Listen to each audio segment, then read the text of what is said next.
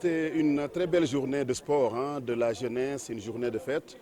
J'étais particulièrement impressionné par la qualité du jeu et aussi le fair play des équipes. Vous savez, cette finale, chaque année, c'est l'occasion pour nous de faire le bilan de technique du sport d'abord, le bilan des Nawetan.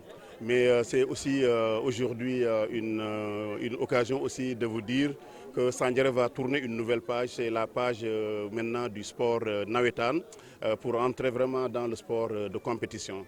Nous avons décidé d'abord de mettre les moyens très importants pour que l'équipe de Sandiara, le Sandiara Football Club, devienne à l'image de GIA, de Jeanne d'Arc, de Djambar, une équipe au niveau d'abord en catégorie en 3e division, ensuite en 2e division, et l'objectif c'est que d'ici 4 ans, qu'on passe en 1re division. Et éventuellement dans 5 ans, j'ai fixé au maire Aliou Ning, le président du club, d'aller carrément en Coupe du Sénégal. Alors c'est ambitieux, mais pour nous, vous savez, rien n'est impossible ici parce que nous allons mettre les moyens. Aujourd'hui, nous voulons vous annoncer que le stade de Sandiara sera maintenant reconstruit. Nous allons, dans quelques mois, en tout cas 1 an ou 2, mettre un gazon de classe mondiale ici. On va construire des tribunes, on va avoir également des lampadaires pour que le stade, comme le stade Caroline Faye de Mbour, le stade Demba Diop à Dakar, soit un stade de niveau international, pour capable d'accueillir le championnat national. L'autre chose que nous allons faire, c'est que les joueurs seront aussi salariés à partir de 2020. Vous savez que nous avons le sponsoring des usines de Sandiara qui vont maintenant prendre en charge les joueurs avec aussi la municipalité de Sandiara. Alors on doit aussi vous dire que cette année va être l'année aussi du NBA. Vous savez que le CID Académie de Thiès va déménager officiellement à Sandiara et nous allons maintenant avoir ce qu'on appelle donc le NBA Africa Center avec Galofal. Donc c'est l'année 2020, l'année 2021 vont être en tout cas des années charnières dans le domaine du sport. Alors c'était aussi l'occasion de dire à la jeunesse que le sport c'est une chose, mais l'autre chose c'est de construire des citoyens de demain. Pourquoi? Parce que vous savez, Sandiara est en train donc de prendre un virage industriel. La zone économique spéciale, vous avez vu que la commune est officiellement promoteur-développeur. Alors c'est l'occasion de dire aux jeunes que votre avenir c'est ici. L'avenir, c'est les emplois, c'est ici. Nous allons créer 20 000 emplois dans les 10 prochaines années. On commence déjà par 1 000 déjà en 2020. 4 000 en 2021 et à peu près 9 000 ou 10 000 en 2025.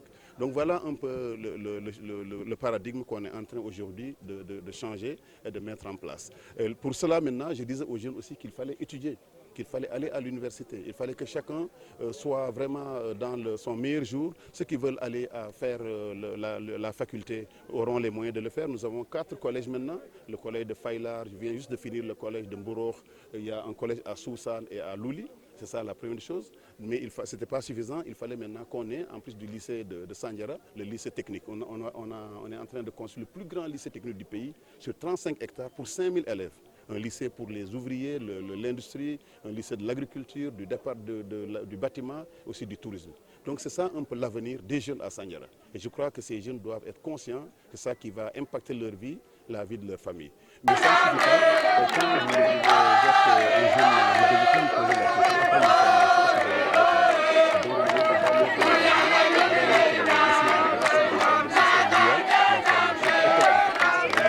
après dans ce lycée pour étudier l'audiovisuel ou l'informatique vont aller dans la zone industrielle pour faire l'application 1 fois par semaine à l'école, 4 fois par semaine au niveau des écoles ou dans les hôtels à Saly. Donc c'était ça qui est important, leur montrer que demain, c'est eux les futurs ministres.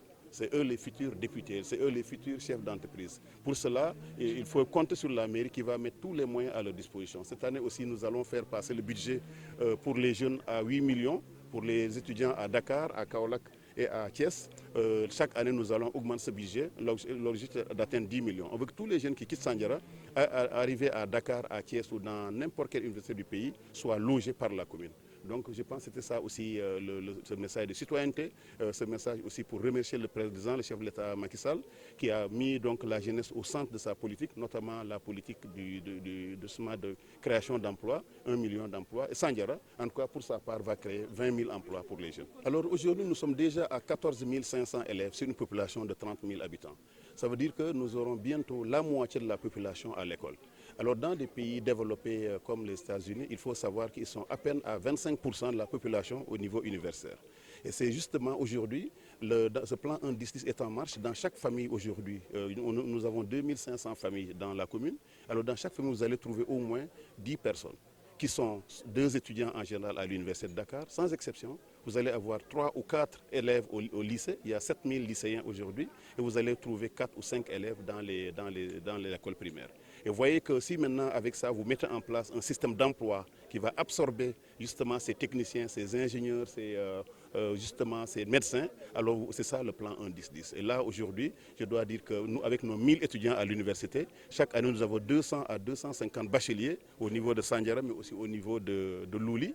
L'année prochaine, avec le nouveau lycée technique, on aura à peu près 4000 BTS qui vont sortir.